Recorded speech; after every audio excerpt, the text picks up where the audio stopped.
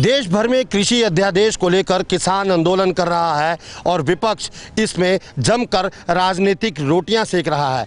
अंबाला में भी लगातार किसान मंडी के बाहर धरने पर बैठे हैं और ऐसे में अगर सत्ता पक्ष के विधायक भी खुद विधानसभा के बाहर जाकर धरने में बैठ जाएं तो ये अपने आप में एक बड़ा सवाल है।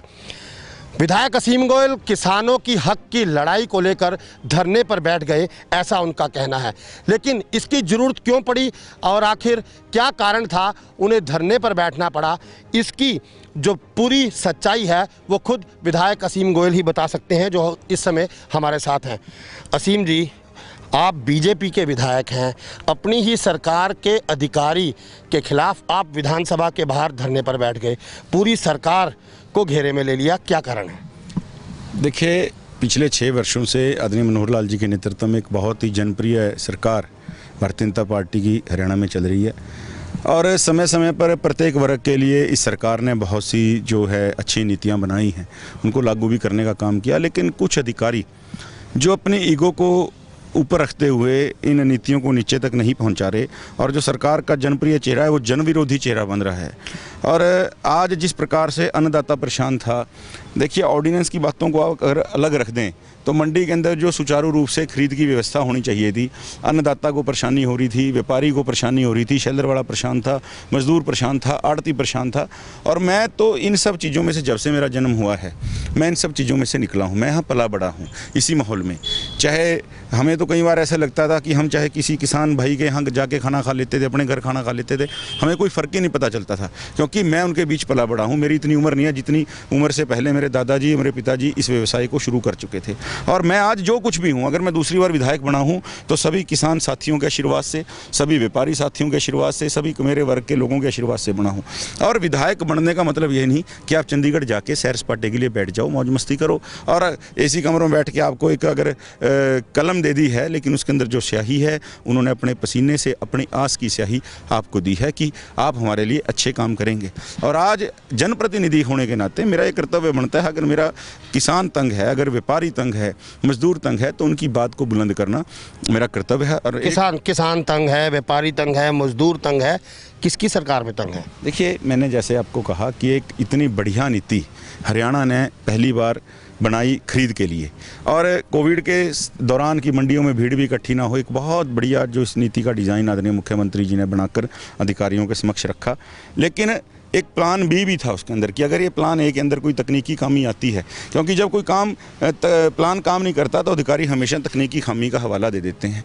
प्लान बी भी था, लेकिन उस प्लान बी के लिए आदरणीय मनोहर लाल जी ने उस अधिकारी को कहा, हमने भी रिक्वेस्ट की, और वो अधिकारी हमेशा व्यापारियों को चोर, व्यापारियों को डाकू, किसानों को ना समझने वाला और ऐसी बातें कहने वाला जो अधिकारी है, उसने अपनी ईगो को हमेशा जो है ऊपर रखा और उसने प्लान बी जो है एग्जीक्यूट नहीं होने दिया, जिसकी वजह से आज मंडियों के अंदर अन्नदाताओं को भी परेशानी झेलनी पड़ी, व्यापारियों को भी परेशानी झेलनी पड़ी, मजदूरों को भी। और इसी नाते उसी केवल अधिकारी को मैंने सामने रखते हुए, फोकस रखते हुए, मैंने सरकार के खिलाफ धरना नहीं दिया। मैं आज भी भारतीय जनता पार्टी का हिस्सा हूँ, छोटा सा कार्यकर्ता हूँ, चट्टान की तरह भारतीय जनता पार्टी के सरकार के साथ खड़ा हूँ। आपका कोई कार्यकर्ता अगर अंबाला में म्युनिसिपल कॉर्पोरेशन के बाहर धरना दे दे, क्या मानेंगे लोग?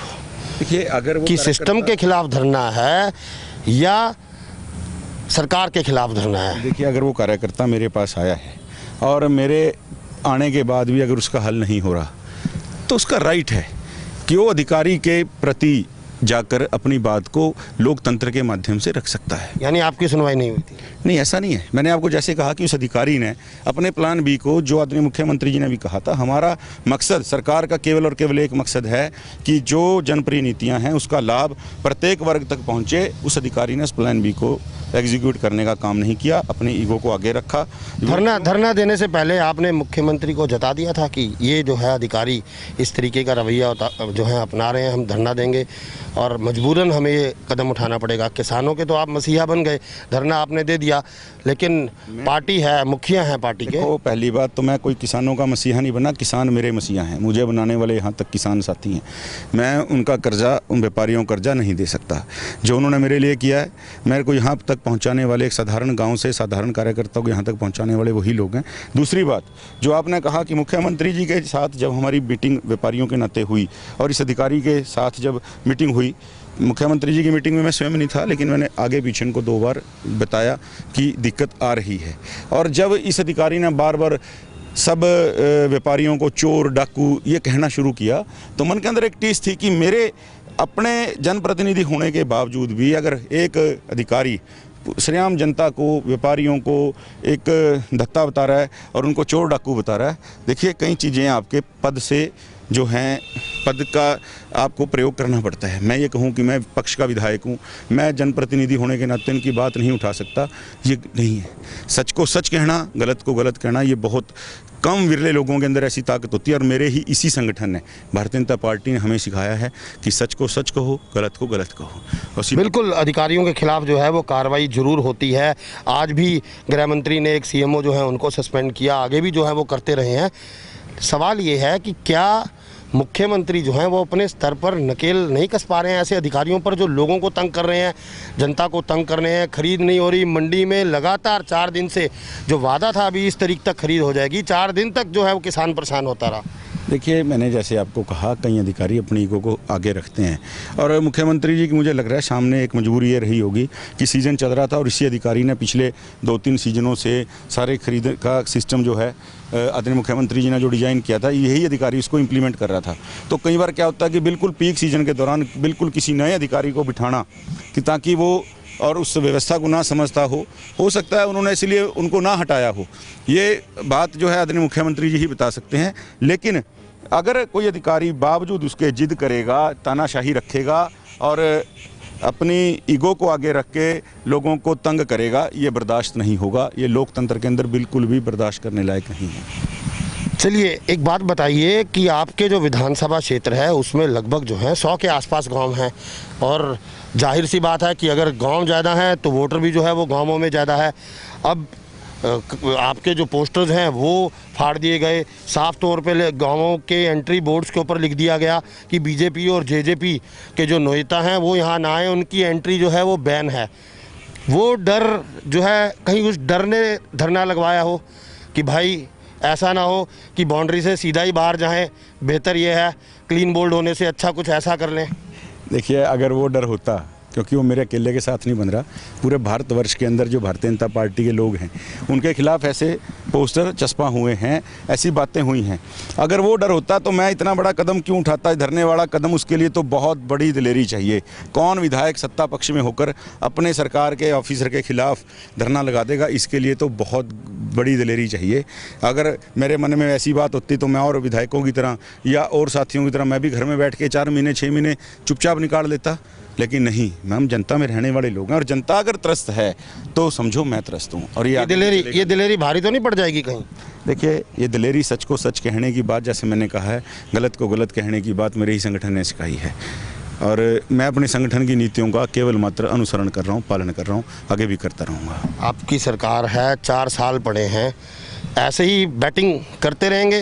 धरनों की प्रदर्शन अगर जरूरत पड़ी, देखिए, क्योंकि अभी तो सांकेतिक था, अगर बड़ा करना पड़ता तो बड़ा भी आप करते कुछ ना कुछ प्रदर्शन। देखिए, आज मंडियों की व्यवस्था मुझे बहुत, आज पूरे हरियाणा भर में बात हुई, बहुत बेहतर हुई है। मैं अगर अम्बाला शहर और नन्योड़ा की बात करूं, अम्बाला शहर के अंदर आज 10 फ़ोन मेरे पास आड़ती भाइयों के आए धन्यवाद के लिए कि भाई साहब आज पोर्टल भी टकाटक चल रहा है, आज सारी बातें टकाटक चल रही हैं और बिल्कुल अब हमें कोई परेशानी नहीं रही है। दूसरी बात, अगर कोई अधिकारी निरंकुश तरीके से दोबारा अपनी ताकतों का गलत इस्तेमाल करके जनता को परेशान करने की कोशिश करेगा, मैं उचित प्लेटफॉर्म पर हमेशा अपनी बात रखता रहूँगा। यानी आज असीम गोयल ने अपना नाम उस फहरिस्त में लिखवा लिया जो अपनी ही सरकार के खिलाफ, उनके अधिकारियों के खिलाफ विसल ब्लोअर रहेंगे। देखिए, मैंने जैसा कहा कि मैं कोई इसमें ना राजनीति के चश्मे से इसको जोड़ रहा हूँ, मैं तो केवल अपने कर्तव्य से, मैं जनप्रतिनिधि होने के नाते अपना कर्तव्य निभाया है और मेरे को जो मेरी पार्टी ने सिखाया है मैंने केवल वो किया है। मैं किसी अधिकारी से, मेरा पर्सनल कोई रंजिश नहीं है। पीके दास जी उड़ीसा के रहने वाले हैं, मेरा उनसे पर्सनल क्या वाद विवाद है? कोई ज़मीन का विवाद नहीं, कोई मेरा पॉलिटिकल रंजिश नहीं है। लेकिन जो अधिकारी जनता को तंग करेगा उस अधिकारी के खिलाफ मैं उचित प्लेटफॉर्म पर अपनी बात रखता रहूँगा। चलिए, ये तो बात थी विधानसभा तक और धरने तक। अब आपकी पार्टी के जो नेता हैं, अम्बाला की अगर हम बात करें, आप ही की पार्टी के युवा नेता जो पदों पर बैठे हैं वो साफ खुले मंचों से मीडिया के कैमरों के आगे बोल रहे हैं कि जो विधायक हैं उन्होंने गलत किया। उनसे कैसे निपटेंगे? देखिए, वही ये युवा नेता हैं। पिछले साल एक एसपी महोदया का प्रकरण हुआ था और तब ये मेरे पास ही गुहार लगाने आए थे कि जी और कोई इस निरंकुश एसपी के आगे कोई बात कर नहीं पाएगा। हम मंत्री जी को निवेदन कर रहे हैं, हमारी सुनी नहीं जा रही। और सबसे पहले नारा लगाने वाले यही युवा नेता थे। उस समय पार्टी का वो कहाँ गया था? आज तो ये किसी और नेता द्वारा दी गई स्क्रिप्टेड जो एक स्क्रिप्ट है, लिखी हुई स्क्रिप्ट, वो पढ़ रहे हैं पर्दे के पीछे कौन है। जीवन के अंदर हमेशा ये नहीं कि दोस्तों की शक्ल के अंदर आपके दुश्मन भी छुपे होते हैं। और मुझे पता है कि किस आदमी ने, पार्टी के अंदर भी देखिए कई बार हलचल होती रहती है। कई साथियों को विपक्ष में लगा होगा कि असीम गोयल के ऊपर कार्रवाई होगी, इस्तीफा दो, इस्तीफा मांग लो इस नाते से और हमारा मौका लग जाएगा। उन्होंने कहा उंगली कटाकर शहीद ना बने मगरमच्छी आंसू हैं। मैं उसी बात पे आ रहा हूँ। और हमारी पार्टी के भी कई साथियों के मन में लड्डू फूटने निश्चित रूप से संभावित हो गए और कईयों ने तो शायद एडवांस में ऑर्डर भी दे दिया होगा कि असीम के ऊपर अब कार्रवाई होगी और हमारा विधायकी का नंबर लगेगा। तो ऐसे ही किसी साथी ने उनको स्क्रिप्ट जो लिख के दी थी और उन्होंने बेचारों ने वो पढ़ दिया। मैं उनसे कोई कहना नहीं चाहता, पार्टी की समझ मुझे उनसे ज़्यादा है। मैं उनसे पुराना कार्य करता हूँ, मुझे उनसे प्रमाण या सर्टिफिकेट लेने की ज़रूरत नहीं है। शिकायत करेंगे ऐसे लोगों की आप पार्टी आला कमान को? जो खुद कह रहे हैं, कल फेसबुक पे वही नेता लिख रहे थे कि जो आपको एक प्लेटफॉर्म पे बैठ के बात करनी चाहिए थी अंदर माननीय मुख्यमंत्री जी से, आपको धरना नहीं देना चाहिए था। और आज वही महाशय के घंटे का इंटरव्यू अगर दे रहे हैं तो सवालिया निशान तो खुद अपने ऊपर लगा रहे हैं। मैं ऐसे लोगों को गंभीरता से नहीं लेता। तो ये थे हमारे साथ अम्बाला शहर के विधायक असीम गोयल, जिन्होंने बड़ी बेबाकी से अपनी बात रखी और साफ तौर पर इन्होंने कहा कि जिन लाखों किसानों ने उन्हें जीतकर विधानसभा तक भेजा है, उनका दुख दर्द तकलीफ जो है वो सरकार तक पहुंचाना उनका काम है। और उन्होंने जो ये धरना लगाया, ये सरकार के खिलाफ नहीं था, ये एक अधिकारी के खिलाफ था जो बेलगाम थे। ऐसे में एक बड़ा सवाल ये है कि क्या ऐसे में मुख्यमंत्री मनोहर लाल ऐसे बेलगाम अधिकारियों की लगाम लगाएंगे, उन पर लगाम कसेंगे ताकि भविष्य में ऐसा ना हो। क्योंकि असीम गोयल ने साफ कहा है कि अगर आगे भविष्य में भी कोई अधिकारी इस तरीके से जनता के हितों का हनन करेंगे तो ये इसी तरीके से आगे भी अपनी आवाज़ उचित प्लेटफॉर्म से उठाते रहेंगे। बहरहाल इस पूरे मामले में आगे क्या होगा ये देखने वाली बात होगी। आप जुड़े रहिए हमारे साथ अम्बाला ब्रेकिंग न्यूज़ पर और हमें यूट्यूब पर भी सब्सक्राइब कीजिए और अपने एंड्रॉयड फ़ोन की मोबाइल ऐप से आप हमारी ऐप डाउनलोड कीजिए अम्बाला ब्रेकिंग न्यूज़, ताकि हम आपको अम्बाला की ऐसे ही पल पल की अपडेट्स देते रहें।